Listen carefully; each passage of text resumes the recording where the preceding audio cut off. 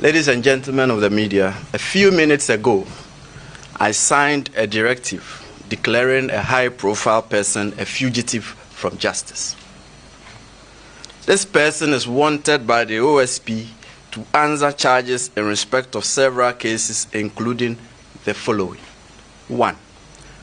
Contractual arrangements between Strategic Mobilization Ghana Limited and the Ghana Revenue Authority for the stated objective of the enhancement of revenue assurance in the downstream petroleum sector, upstream petroleum production, and minerals and metals resources value chain. 2. Termination of a distribution, loss reduction, and associated network improvement project contract between the Electricity Company of Ghana Limited and Beijing Xiaocheng Technology BXC. 3. Procurement of contractors and materials and activities and payments in respect of the National Cathedral project. 4. Activities and payments in respect of a contract awarded by the Ministry of Health, initially commenced by the Ministry for Special Development Initiatives to Service Ghana Auto Group Limited for purchases and after-sales service and maintenance of 307 Mercedes-Benz Sprinter 305 CDI ambulances for the National Ambulance Service. And 5. Payments out of and utilization of the tax refund account of Ghana Revenue Authority. Ladies and gentlemen of the media, the fugitive's name is Kenneth Nanaya Ofori-Atta. Mr. Ofori-Atta is 66 years old. He was the Minister of Finance of the Republic between 2017 and 2024. Mr. Ofori-Atta left the jurisdiction on or around 2 January 2025. On 24 January 2025, the OSP communicated to Mr. Ofori-Atta that the OSP considered him a suspect in respect of 4 of the cases described above. Mr. Ofori-Atta was directed to attend in person the OSP on Monday, 10 February 2025 at 10 GMT for interview. By communication dated 31 January 2025, Mr. Ofori-Atta instructed his lawyers to inform the OSP that he was out of the jurisdiction indefinitely on medical grounds, and that the firm will notify the OSP of his arrival in the country in aid of rescheduling his personal attendance at the OSP. Further, the firm offered its willingness to provide the OSP with any information the OSP may require to aid in the investigation until his arrival in the country.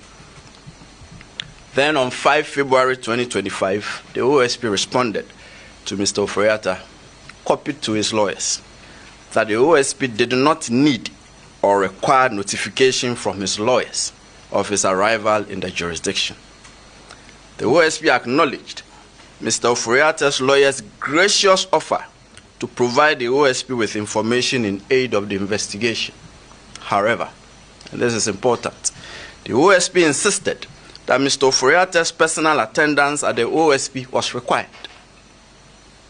After all, the lawyers are not under investigation.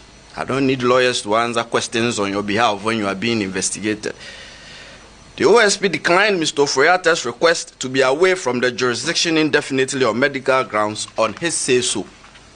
Consequently, the OSP directed Mr. Ofori-Atta to indicate by close of business on Monday, 10 February 2025, a reasonable date of his return to the jurisdiction and attendance at the OSP. The OSP warned Mr. Ofori-Atta that if he failed so to do, the OSP would take all necessary legal steps to secure his return to the jurisdiction and attendance at the OSP at our own choosing.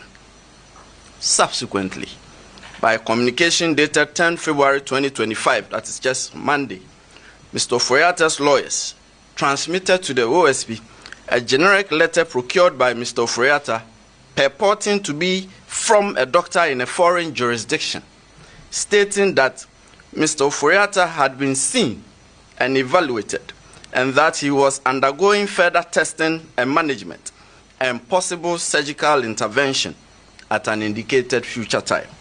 And further, that his medical condition necessitates that he will stay and follow up on his appointments. On account of this purported medical letter, Mr. Ofori-Atta's lawyers prayed that the attendance in person of Mr. Ofori-Atta at the OSP should be fixed, taking into account the medical report from his doctors. And at 4:16 p.m. the very next day, that is yesterday, Tuesday, 11 February 2025, before we could respond to the letter that came on Monday, the OSP received another letter from Mr. Ofori-Atta's lawyers. This time, it was an inquiry. Mr. Ofori-Atta's lawyers wanted to know, and they stated that they were informed by the household of Mr. Ofori-Atta that in the morning of Tuesday, 11 February 2025, that is yesterday, 12 men, comprising 1 police officer, 4 military men, and 7 other men in plain clothing, visited Mr. Ofori-Atta's house, and that by threat of force, they were able to enter Mr. Ofori-Atta's house, and they undertook an exercise purporting to be a search of every room, office, gym, and other spaces in the house. Mr. Ofori-Atta's lawyers then inquired if the OSP could confirm that the actions of the 12 men were the instance of the OSP, so as to enable them to decide if a complaint to the police would be unnecessary. Mr. Ofori-Atta's lawyers then prayed for a prompt response from the OSP to prevent imposter action. We are now responding promptly, and we have chosen the course of answering Mr. Ofori-Atta's inquiry publicly at this briefing, considering the circumstances surrounding the purported raid at Mr. Ofori-Atta's house, media reportage of the purported raid, and in light of the reckoning that some media houses have stated emphatically that the OSP was behind the purported raid, and in light of the reckoning that the purported raid is being made to appear as if it was some untoward action by the OSP stemming from some contrived vendetta held by the OSP against Mr. Ofori-Atta. So, here we go. And this is our response to Mr. Ofori-Atta directly, but through you, the media. Mr. Ofori-Atta, the OSP did not raid your house on Tuesday, 11 February 2025, or on any other day.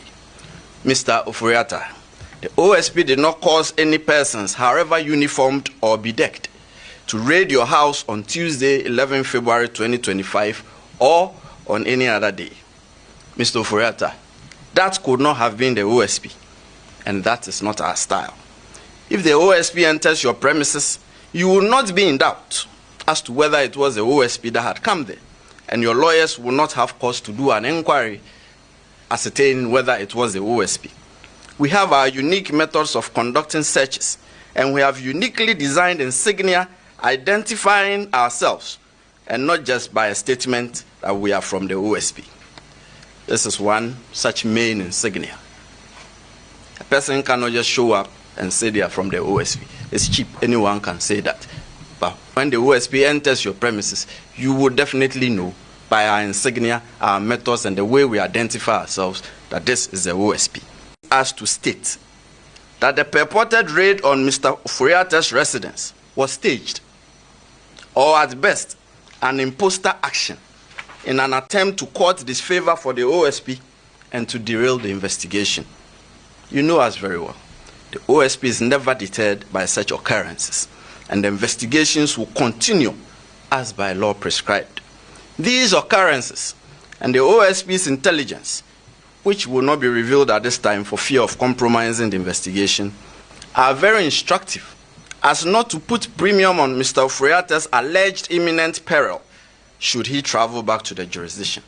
In any case, the purported medical letter transmitted through his lawyers to the OSP did not state so or demonstrate so.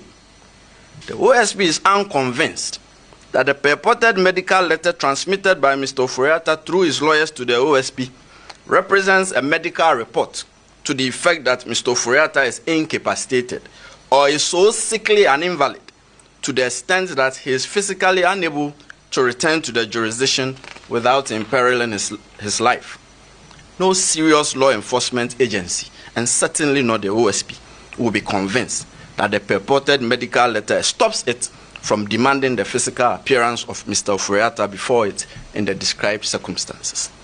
We are of the firm conviction here that this is only a ruse employed by Mr. Ofori-Atta in aid of his intention to avoid returning to the jurisdiction and to personally answer questions in respect of the investigations. We are convinced that the real intention of Mr. Ofori-Atta is what was communicated to the OSP in the very first letter transmitted by his lawyers on 31 January 2025. That is, he has left the jurisdiction indefinitely. That was what was communicated to us at the first instance, and that is his intention.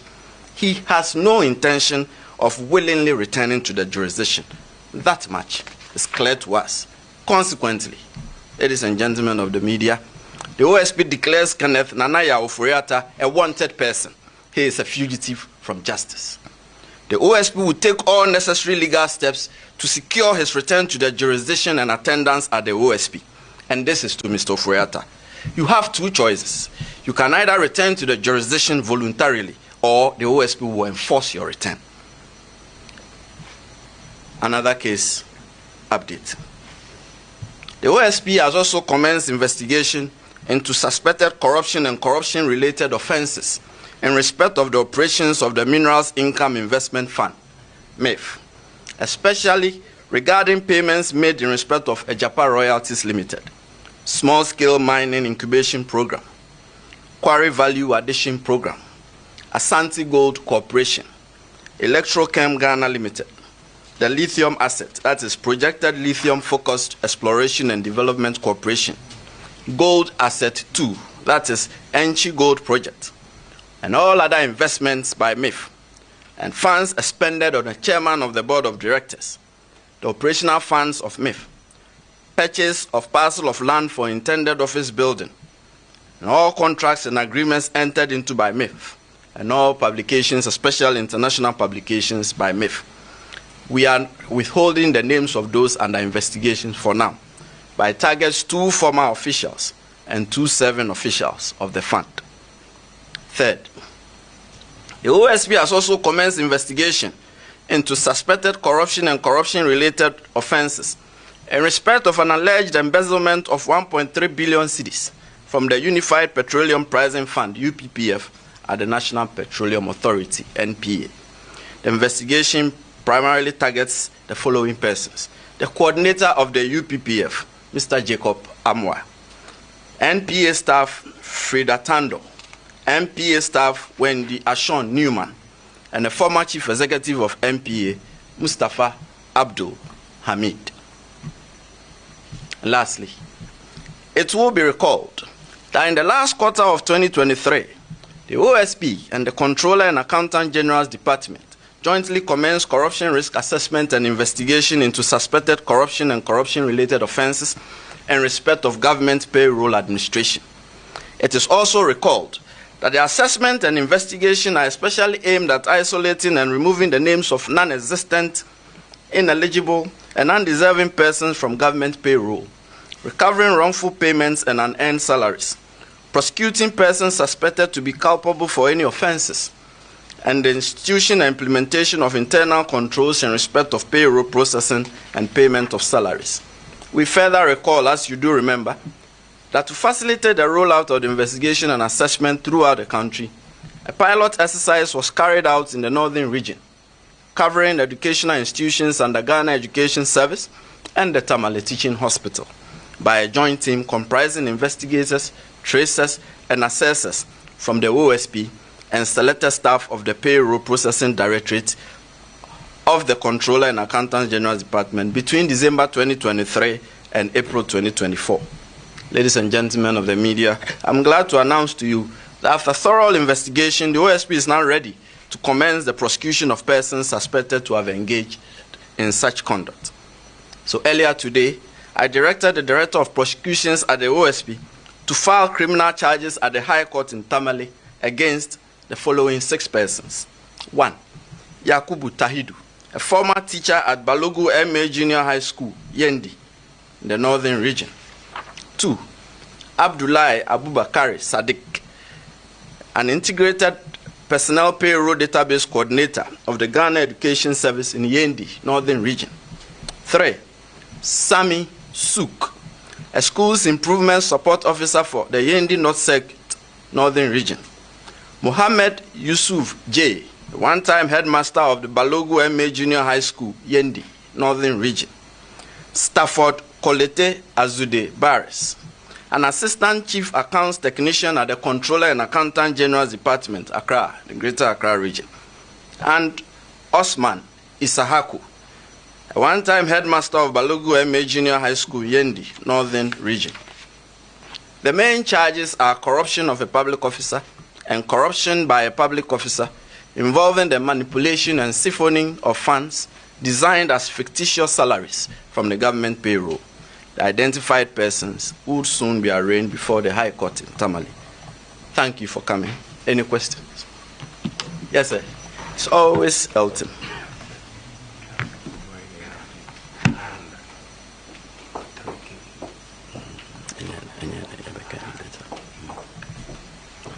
Yes, sir. Sorry. Thank you very much, sir.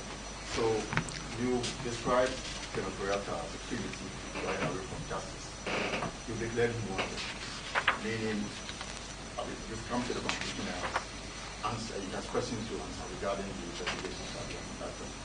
You referenced the National Cathedral, the SML, and others. Are you able to provide us some details as to his exact role in these matters that you've come to the conclusion that you have questions to answer? Secondly, declaring him wanted.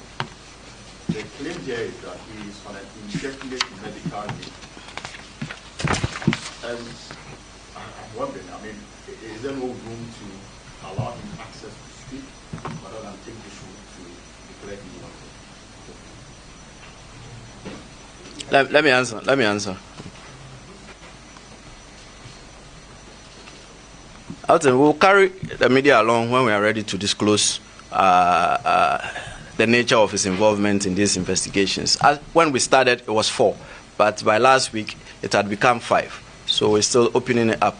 The more we go into it, the more we see things. So when we are ready to state, we either come here to address you, or we put it by way of publication on our website or directly to the media. Yes, indefinite medical review. We are not without the milk of human kindness to appreciate and reckon a person's medical condition. But when you conduct yourself in a certain way to suggest that all you are doing is just a ruse and that you have no intention of returning to the jurisdiction, that is a conclusion we have come to. You see, as I said, the first communication to us was clear, that he was away indefinitely from the jurisdiction on medical grounds. Then we pushed further. You cannot tell us that you've gone out of the jurisdiction on medical grounds on your say-so. If you're a serious law enforcement agency, would you just take a person's declaration that, oh, I am so much an invalid that I'm unable to come? You would demand, Elton, you would demand to know more, right? And that is exactly what we did. So we pushed. The response that came was unconvincing. That he may, at some future time, undergo possible surgical procedure. And I said something which is very crucial. There's intelligence available to us, which we do not want to reveal now because it may compromise the investigation. That tells us that, and that's what I stated, that it is just a ruse, that he can travel to the jurisdiction. It's not as if he comes to the jurisdiction, we'll promptly lock him up and throw the key away. It is a process we go through. This is a democratic institution with very well prescribed constitutional and statutory legal processes. So what do you fear coming in to answer questions? You can reschedule your appointments in such a way that you can come in and go. We will not say you should stay and die at all costs. What kind of persons will we be? So that is not the issue. The issue is your expressed intention that you've gone away definitely. What do you have to show for it? we get a purported medical letter, a very sketchy one, which tells us that you have scheduled appointments which you need to attend and that you are being reviewed, and there are some future dates you would maybe undergo some surgical procedure. For us, this is unconvincing. And as I stated in my briefing, the letter doesn't say you are so much of an invalid that you can't complain and travel to the jurisdiction. We all fall sick at some point, and we all go seek medical attention wherever. But if you are not at the point of death, if you are not bedridden, if you are not on a stretcher, this is a ruse, and we are unconvinced. As far as we are concerned, he just doesn't want to return to the jurisdiction voluntarily, and we have given him the chance so to do voluntarily, failing which we will pull him to Ghana.